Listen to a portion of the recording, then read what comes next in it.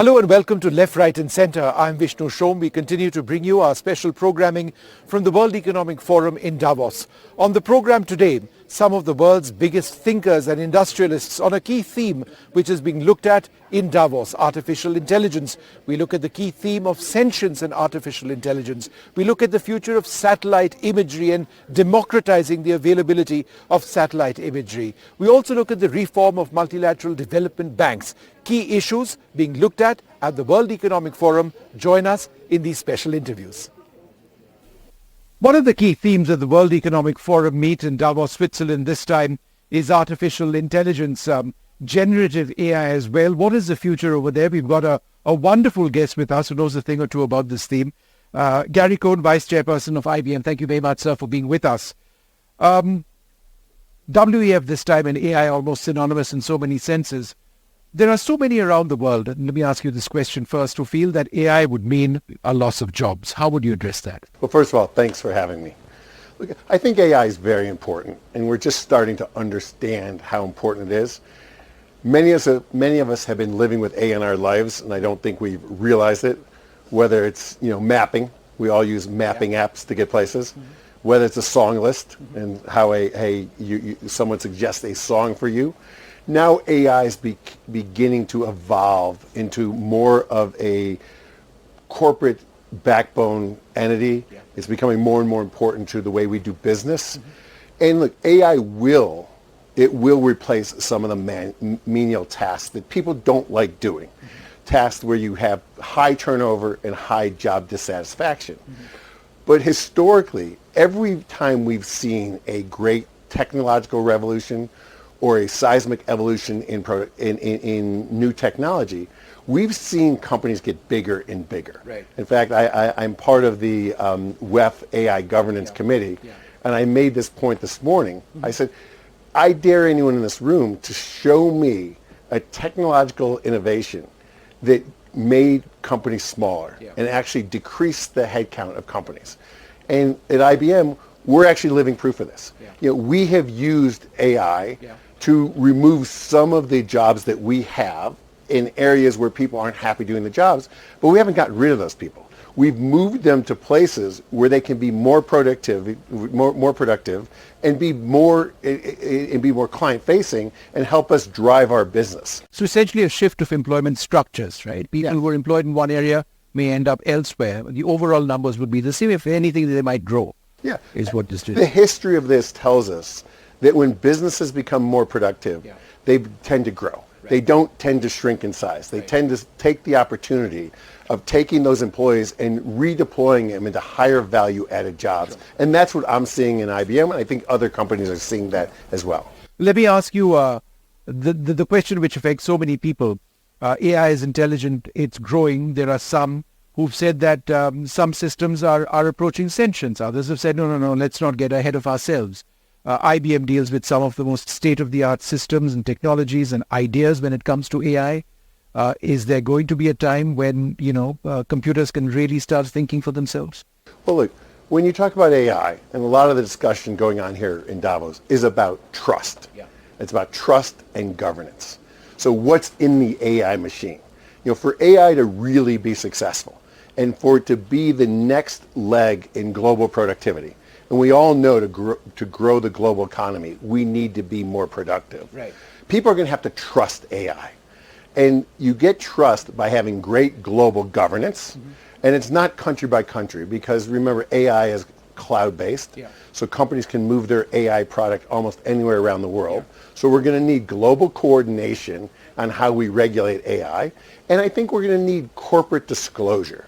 So we believe in a lot of disclosure. What does your AI product do? Where does it get its data? Yeah. Are you protecting copyrights? What does it do with the data? Yeah. Have you tested the outcomes? Are the outcomes biased? Have you tested against bias? Yeah. The more companies in the enterprise level where we transact, the more you're willing to disclose what your AI does, how you do it, and how you protect data, I think the more people are going to trust it. if people wanted to live in a black box, I think we're going to have a bunch of real issues. We at IBM believe that it's got to be very transparent, it's got to be open source, and we've got to have real transparent governance on AI. And in fact, Watson X, which is our AI platform, has a big governance profile in it. But you haven't quite answered my question. Are we approaching sentience technology-wise? Are these computers really thinking for themselves? Are they sensitive? Can they, are they in a sense like us? Well, at the end of the day, every computer has to be programmed. Right, true. So at the end of the day, a human being is starting to write the programming. Now, can the computer be taught to get smarter based on the occurrence of yesterday? Yes, the computer gets smarter. Artificial intelligence gets smarter by going through the activity. Yes. But at the root, some individual or some team of individuals wrote the initial code.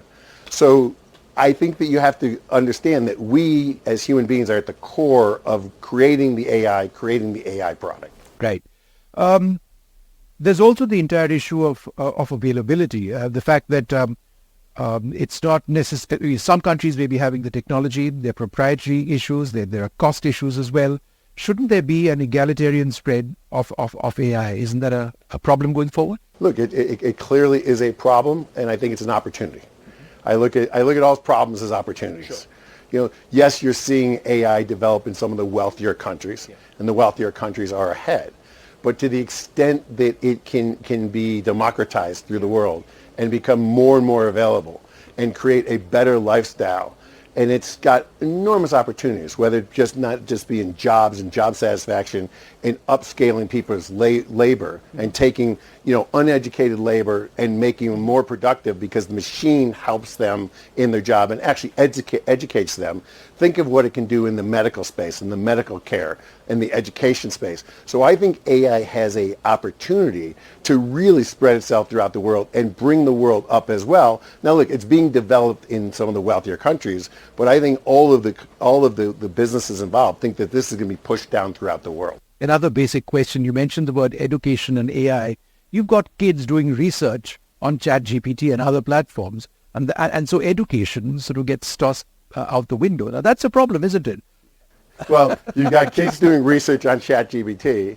At the same time, the academic institutions they're turning the research into are going to use AI to determine if the kids did the research or ChatGPT did the research. Right. So it's a very interesting circle to actually figure out if people did the work or AI did the work, and we'll use AI to figure out who actually did the work.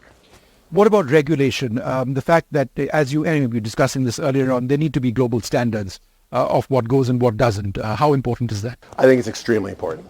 I think regulation is the backbone of success for AI globally. If we really see AI proliferate and we really see it change the way we live our lives, it's going to be because we have global, trusted, transparent regulation. Right. If we don't get that, we'll have pools of AI around the world where we'll see some economies of scale, but we won't have a global AI effect. Yeah. And look, I think that we're seeing pretty good signs. Europe has been pretty aggressive on AI.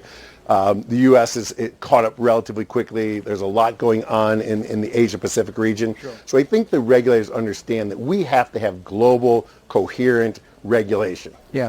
One final question. The India story has been quite positive over the last several years, certainly when it comes to high tech. Yes. How does IBM see India going forward? Are you going to be growing more in the future? Well, look, India has been crucial to IBM's success so far, and is going to continue to play an even more important part in our expansion, not only in the AI world, but in all of our other businesses, in the consulting business and the other areas where we provide services to our clients. India is very important for us and will continue to be very important. Wonderful speaking to you, sir. Thank you. Well, there you have it. Mr. Cohn, telling us a little bit about the future of AI.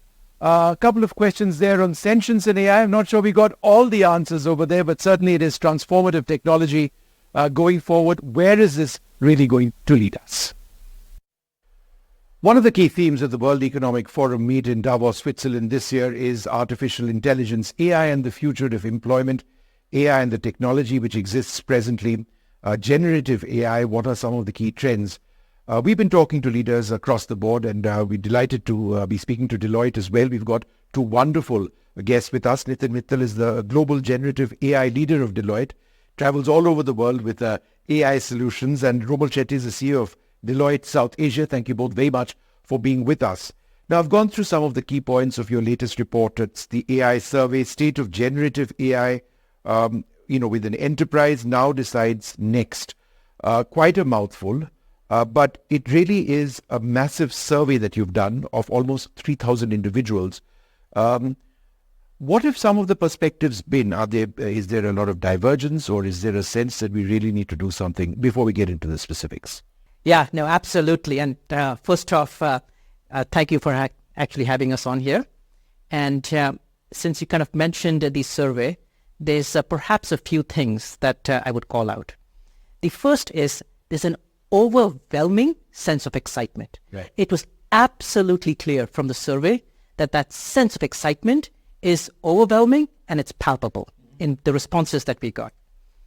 The second aspect of it is that if you take the vast majority of the respondents, and these represent enterprises and organizations in 16 countries around the world, and certainly kind of the top and the largest GDPs in our world. Mm-hmm.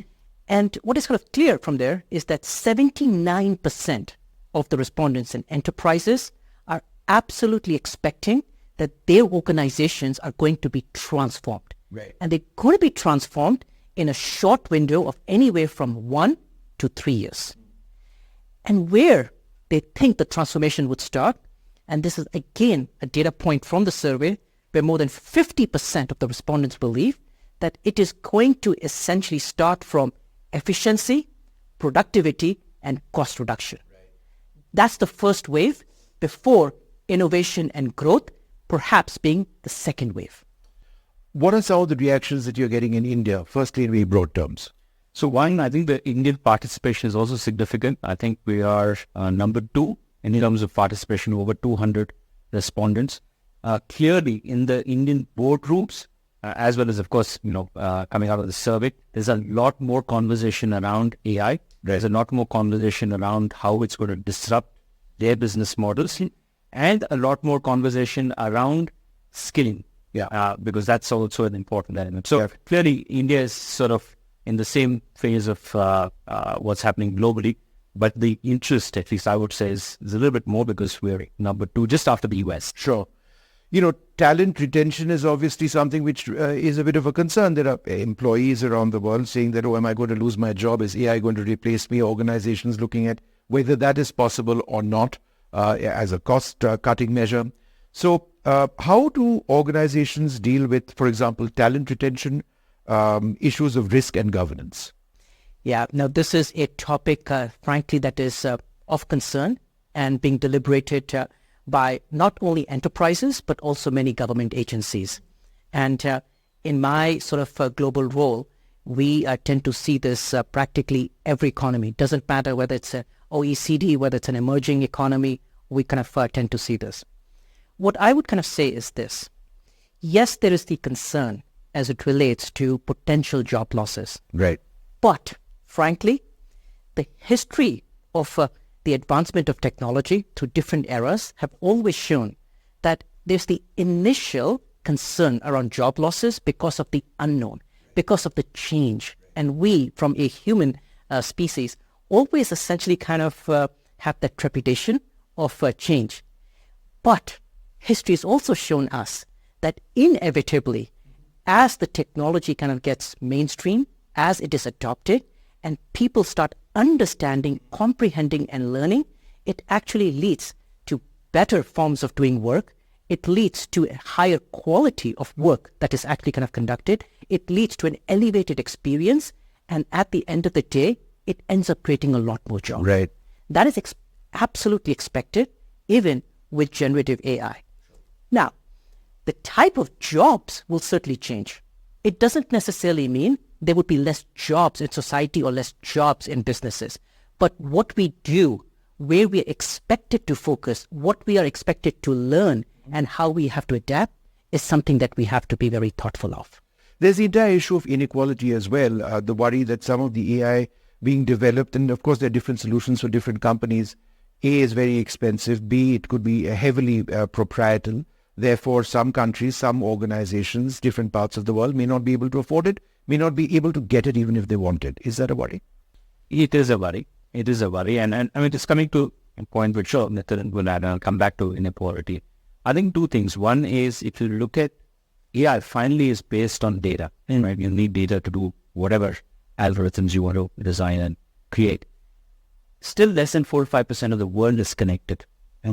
So the opportunity to connect a large part of the world, every device possible, that means the amount of digitization that is still left. The second bit is, as I think Nitin mentioned, when computers came in as well, they were supposed to remove all the jobs, right? Right. So I think the repositioning, reskilling, enhancing, I think is very critical.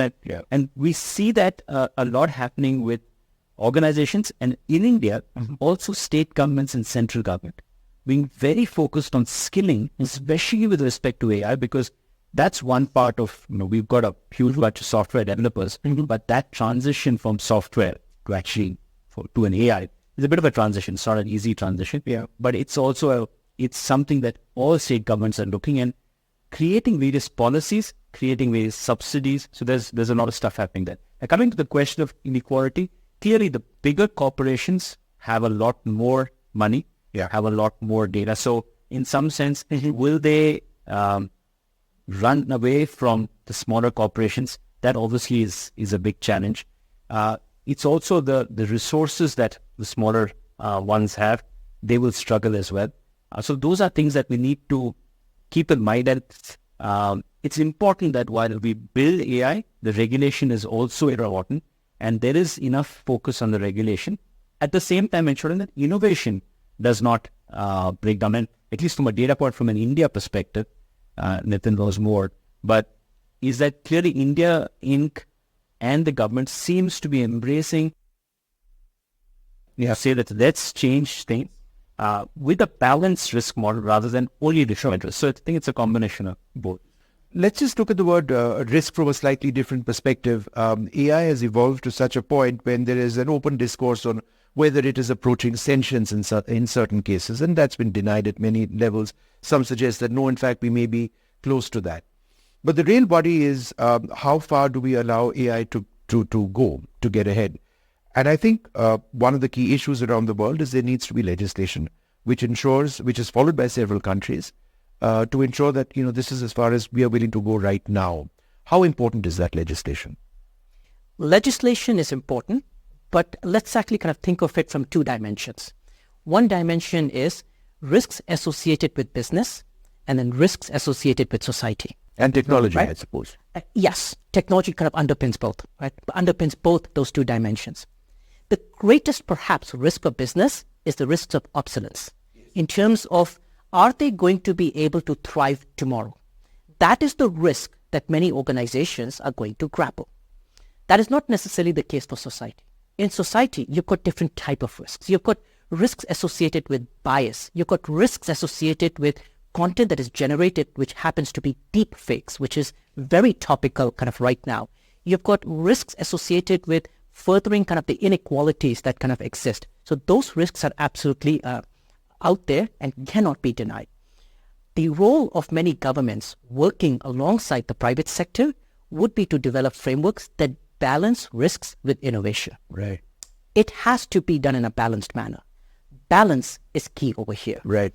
Particularly for emerging economies, the opportunities that could be harnessed through a generative AI, such as in education. Yeah. Would generative AI increase inequalities in education?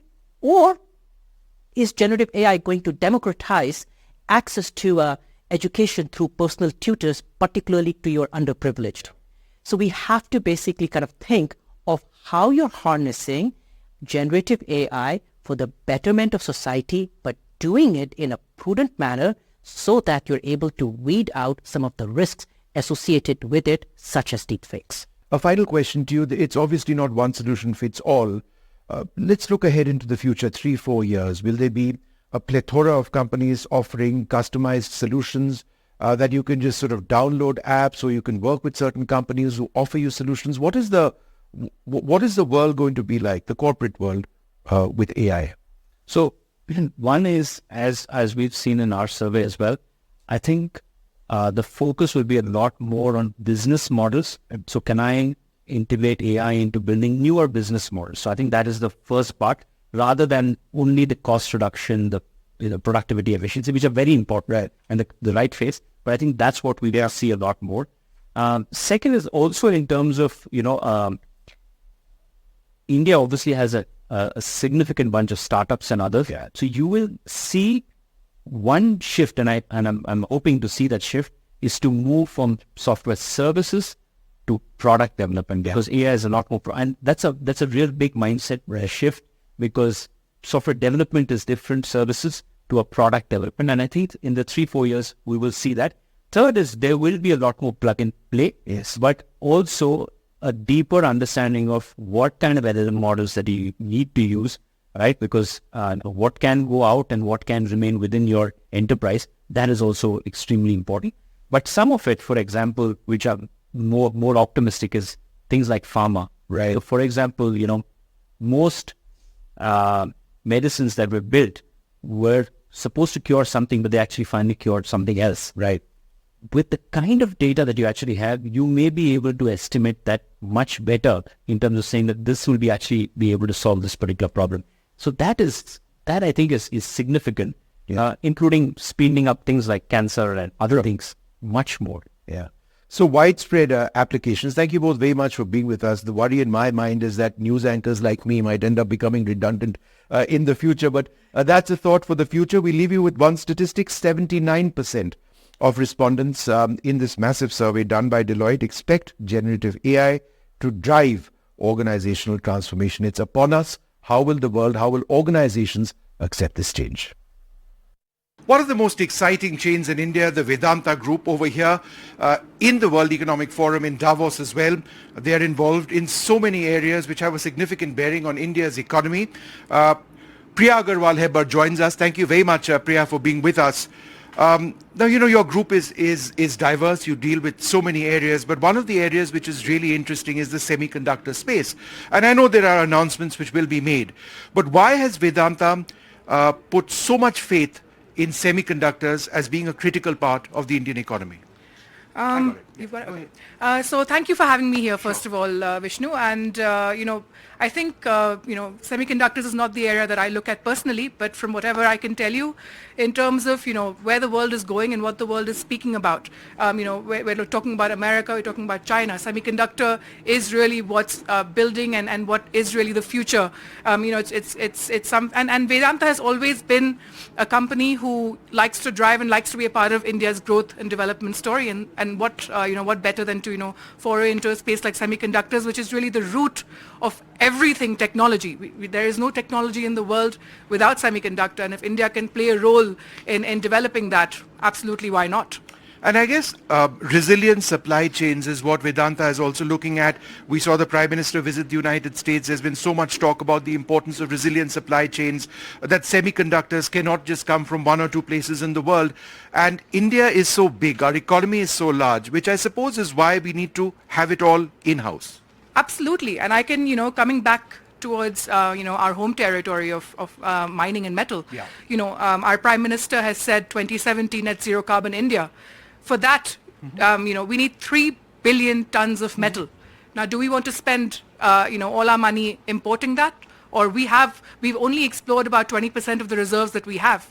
So, it's an area that is so key to our net zero carbon future. It's the basis of the supply chain for that to happen. And we as India have to now stop being a net importer. We have to be net exporter. We have the capability. Right.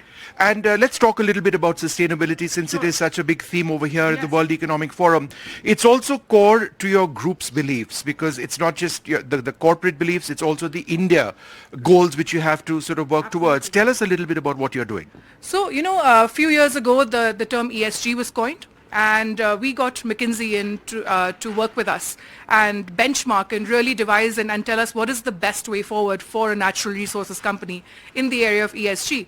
And they came up with 9 goals. May it be net zero carbon before 2050, may it be going water positive before 2030, may it be impacting the lives of 100 million women and children. These are the kind of targets that we've taken and set along with McKinsey. And we've set up a very powerful committee to make this happen. And today we're well on our way to achieving all of these goals, where there's no looking back. We have signed the largest contract for renewable power of 2 gigawatts in the country. In fact, the top 5 largest in the world. And we've already been the largest consumer of renewable power in the country. And these are areas that we're very, very serious about. And going forward, even the metals that we focus on, we're focusing on, for example, silver. For us to set up solar panel manufacturing, silver is such a key ingredient.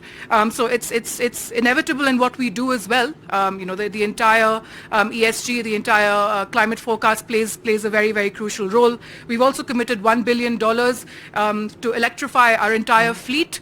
We've had the first underground mining vehicle in the country, at Hindustan Zinc, and we're going far beyond just environment. We're empowering women. Women were not allowed to go underground in India in 2019, were they legalized. Hindustan Zinc was the first company to get women underground, right. And today we have women leading the way underground, and it's amazing. In mining operations. In mining operations, and they are doing heavy. They're lifting forklifts. They're the first women rescue team of India is at Hindustan Zinc, and these women come to me and they tell me that the safest we feel is when we're underground. So really, we're looking at ESG, we're looking at, this entire, in a very holistic manner, and we're very, very, focused on making sure we achieve that. I mean, I can even talk about water positivity. Sure. A lot of our plants are in water scarce areas of Rajasthan.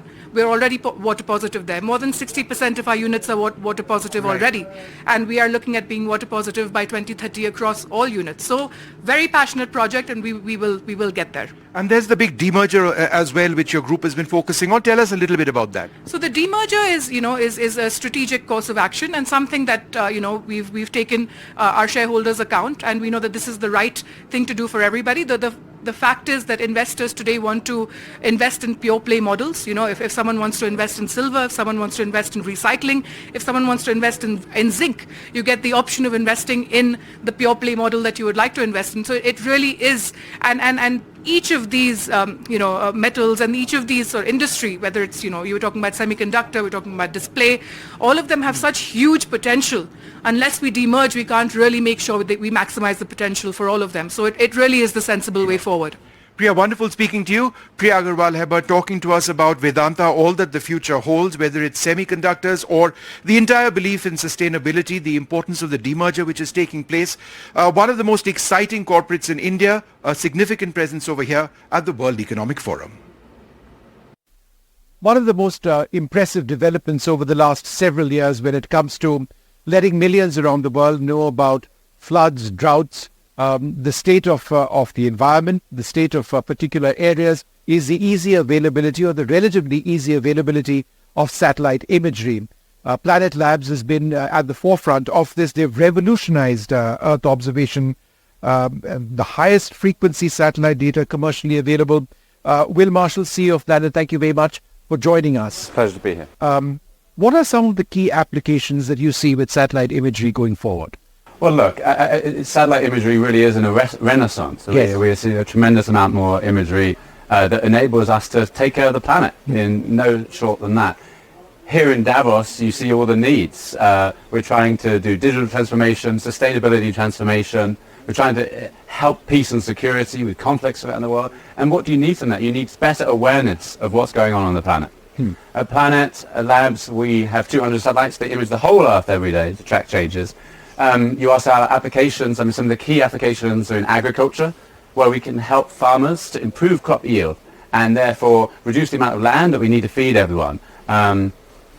We work with disaster response, you mentioned, right? So after floods and fires and earthquakes and so on, we can bring in data quickly afterwards to help the relief operators, to help the Red Cross, or to help the emergency response. But perhaps more importantly, we can get ahead of that and do flood prediction, right? So some work we did with Google in India was mapping every year the change to the floodplains after the monsoon, Right. that then changes how the water flows, Yes. and then therefore which villages will be affected, Right. so that we can then warn ahead Yeah. when there's going to be floods. Yeah. And warning ahead, of course, is much better for saving lives than doing it after. And that, in a sense, is the key part of what you do, save lives. I mean, we've seen it, in the context of our own stories, using your imagery in the Himalayas and glacial melt scenarios. It must feel great that, this is information which was not there even 10, 15 years back, easy to access, which is now there. And in many cases, it's very easily accessible and available to anybody who needs it. Yeah, absolutely. I mean, one of the key objectives of Planet was not just to bring us more real-time information, but also democratize access to that. So it's not just the governments that can access this data. It is companies. It is that city or state that's trying to monitor agriculture, or is that farmer that's trying to improve his or her crop yield. Right. But then I presume you do run into problems with government saying that, hello, you've got your satellites watching every little bit of our country and the military installations, this, that, and the other. How do you address that concern? I'm sure you get these complaints. We do get concerns. I mean, the fact is we're in a new era of more transparency.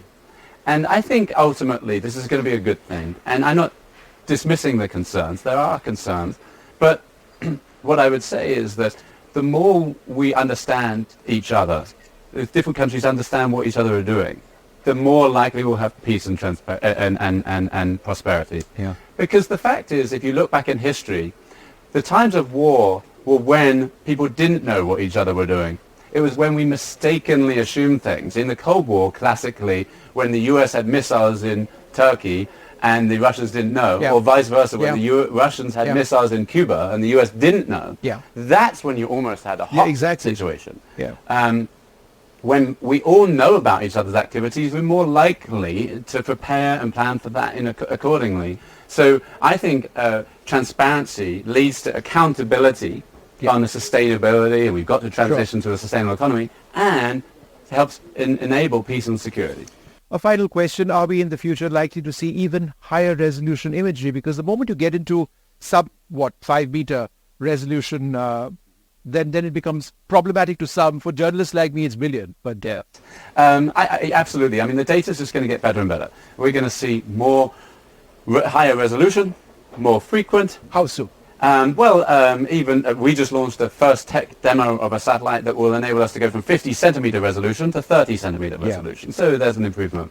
But also spectral resolution will be improved. That means the number of colors. We see with 3 colors, red, green, and blue. But our satellites see in 8 colors.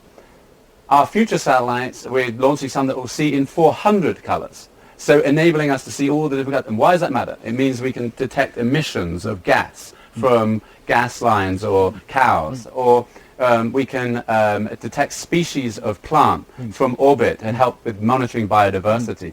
So the data is going to get better and better, but I think there's a more important development, which is AI. Yes. What is happening with AI is revolutionizing what you can do with this data. Right. It's enabling you to find anything across a whole large region. It has big applications for defense and intelligence. It has big and important applications for democratizing the value, because in principle, anyone, just like you can get access to ChatGPT and suddenly understand more things and have things explained your way, this enables the personalization of satellite data. We are going to see a wave of AI on top of satellite data, enabling and flourishing field of applications on top of satellite data. Wonderful speaking to you. Thank you so much for sparing some time. Thanks very much indeed. Well, there you have it, a look at what the future of satellite imagery is. Planet really a global leader as far as that is concerned. Let's see what the future holds.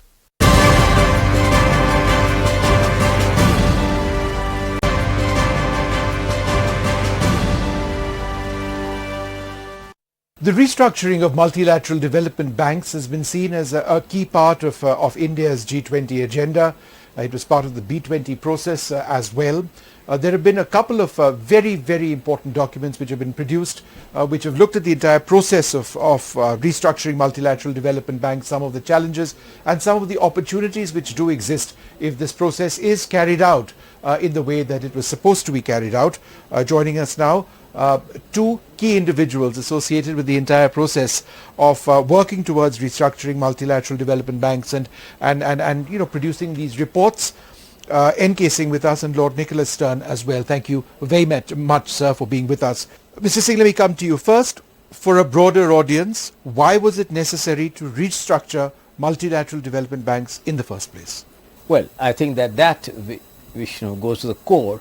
Why is multilateral bank important at all? And why is multilateralism important at all?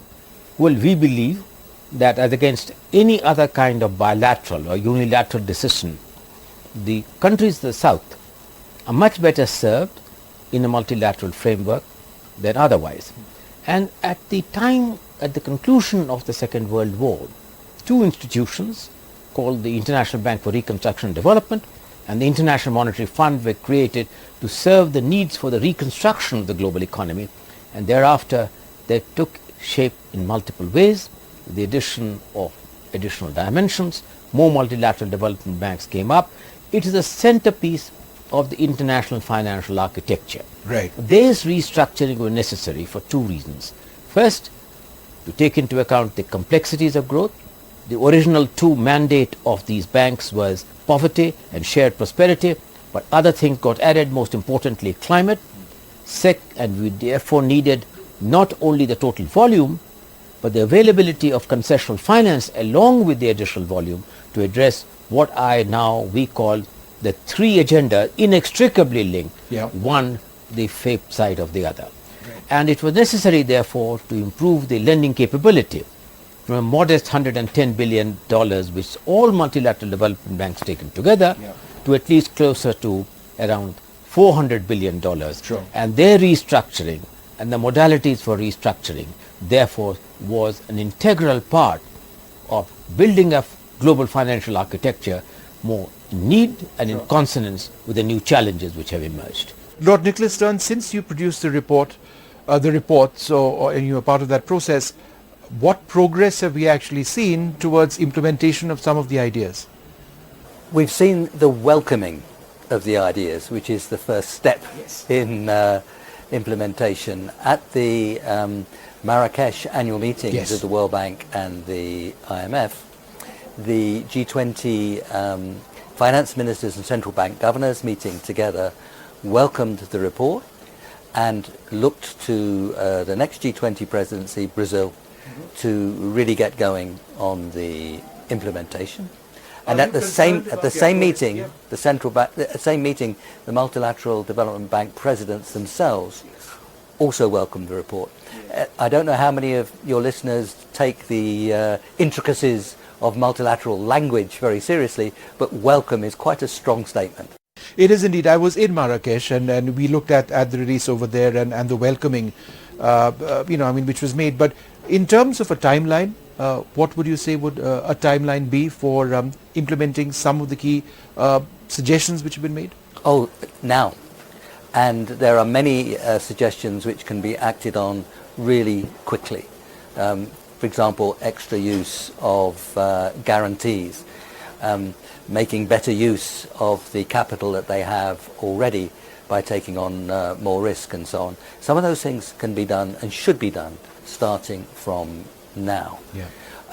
But if you ask an institution, particularly the MDB, Multilateral Development Bank institutions, to embark on a path where they strongly increase their lending, their financing, they have to be confident they can continue. Right. Otherwise they hit, as it were, a brick wall, which is their capital constraints. Right.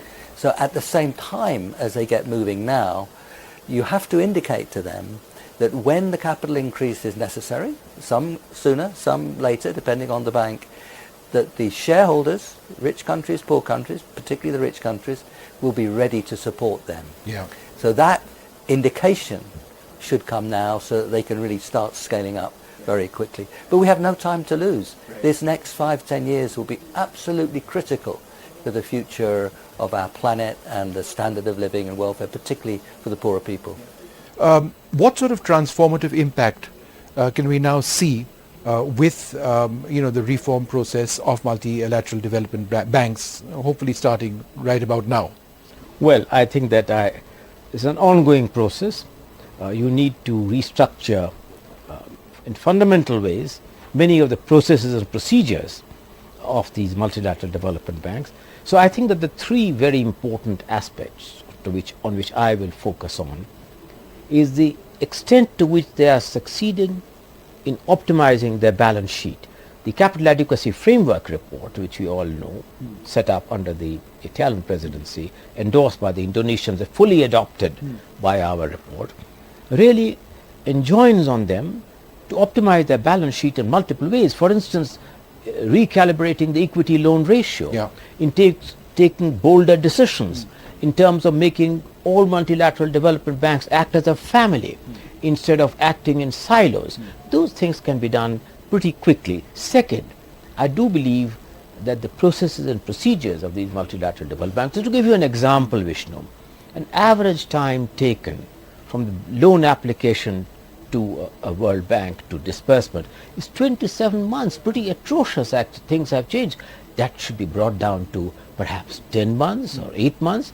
Second, I think instead of really only waiting and doing on their own balance sheet, and that is crucial, of attracting private capital. We expect that $500 billion of private capital is necessary. And what kind of changes in procedures and processes will enable the attraction of private capital? We have made some recommendations in our report, like on how to mitigate foreign exchange risk, on how to really make more effective use of guarantees, how to make more effective use in terms of a blending between different kinds. So I think that private capital would be attraction of private capital. So I think that the volume of lending, the ability to optimize the balance sheet, changes in processes and procedures, and the attraction of private capital to meet the challenges of enlarged financing needs, which is necessary to meet the challenges which the global economy faces today. Sir, doesn't this come with risks as well? If you enhance the amount of lending that goes on, the questions would be asked on whether governments would be in a position to repay. Therefore, are there internal safeguards which exist? The most risky strategy of all is to do very little. Doing very little takes us into very dangerous territory which is not just bad for the planet, it's bad for the people of the planet, for their living standards, for the incomes across the world. That's the kind of risk that we run. So the most risky and unrealistic strategy, in our view, is to do very little. So we have to do a great deal more, because we're talking about increases in investment in emerging markets and developing economies of 3 or 4 percentage points of GDP. That's a major increase, but it actually is perfectly feasible. India itself has had much higher investment rates in the past than at the moment. It's perfectly possible to do those increases, but they're going to be majority private sector or close to majority private sector, and they cannot go there without the kind of risk sharing that my great friend and colleague N.K. Singh was talking about, sharing that risk. So they have to do it in a way where the multilateral development banks take on more of the risk than they have done in the past. We speak about bigger, bolder, better. Bigger is more financing, bolder is taking more risk, and better is all the ways of working more effectively that NK has just described. If you do that, then you manage the risks better than we've done in the past. Will there be risks from this expansion? Of course. There'll be much bigger risks from not doing it. Mr. Singh, over here at the World Economic Forum, sustainable climate is something which is a key theme. Financing sustainability is another issue altogether. The move to new technologies requires capital investment. It requires the availability of capital funds in different markets across the world. Some nations more poor, some nations richer.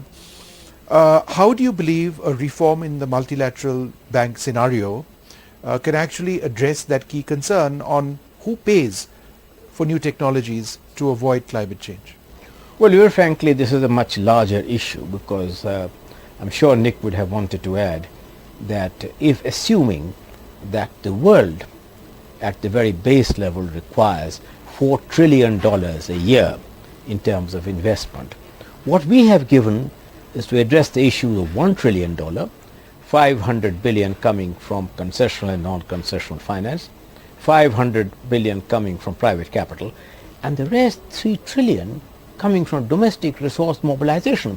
Now that really entails deeper structural changes to improve the growth potential, the tax buoyancy of individual countries. And that's an area where I do believe that both the bank and the fund and multilateral development banks in general will have to work towards how to improve the domestic resource mobilization and capability of the countries themselves to be able to meet and manage a substantial part of the financial burden for a more orderly transition to an era of more sustainable growth. Would you like to add to that how the funds available in multilateral development banks can actually result in a positive change, to avoiding or ensuring that we don't go beyond 1.5 degrees? The reason that we've got into this difficult position of already being very close to 1.5 degrees is because we have not invested enough in the new and the clean. And it's investment in the new and the clean that allows us to avoid the investment and indeed run down some of the capital in the old and the dirty. But you've got to have the new and the clean. So what this investment is about is in large measure, particularly in the energy sector, creating the new and the clean. And that will involve 2, 3, 4 percentage points of GDP. But this is investment for growth. Yeah. It is the clean is cheaper than the dirty across most of electricity, close to clean cheaper than the dirty through much of road, surface transport now through electric vehicles. It's where the big innovation comes. This is about energy and resource efficiency. Efficiency is productivity, is growth. Cities where you can move and breathe and be productive, and we all know that moving and breathing in Delhi is a bit problematic. Cities like that move, breathe, more productive. But one of the advantages, to just elaborate on a point that Nick has made, India, Vishnu, is in a particularly advantageous position in being able to make a more orderly, informed transition, because the bulk of our investments have yet to be made. And harnessing therefore technology, which you were mentioning, in a more meaningful way, India has the great advantage of making these more informed choices than many other countries. And so this is perhaps in some ways God's blessing to what really may have been a latecomer in the whole development game. Yes, please go ahead, sir. If you look at India's likely infrastructure in 2050, 80% is yet to come. If that can be clean and efficient and easy to use, then that is enormously beneficial for the whole of the Indian population, producers and consumers. And we've seen that India has the entrepreneurship to make that happen. But it does involve increasing investment, and it does involve managing the risk of that investment. There, internally in India, domestic resource mobilization, very important, but so too the external partnership with the MDBs. Yeah. A final question to you, sir. You've been here for how many World Economic... God knows, I lost count of it, but it began very much a very, very long time ago. How has it changed? I would say in 3 ways. First and foremost, I think in terms of the complexity of the World Economic Forum keeping pace.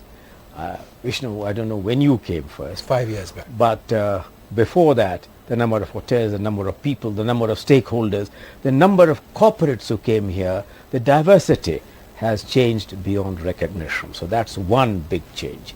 Second, when I initially came, India was a comparatively nascent story. People were watching with wary eyes which way it will go in terms of political stability and economic decision making. So that was the general mood for many years. That has been third and final, a tectonic shift, that in terms of India becoming a favorite destination and a favorite capital for global investors, in terms of having an economic policy which is far-sighted, a political leadership deeply committed to growth, deeply committed not only to inclusive growth and poverty alleviation, but deeply committed to addressing issues of efficient infrastructure, enhancing its domestic resources, export capability, and harnessing technology in a manner which is more meaningful. I'd like to thank both of you very much for joining us. The reform of multilateral development banks absolutely critical going forward. It's something which directly impacts the lives of billions around the world.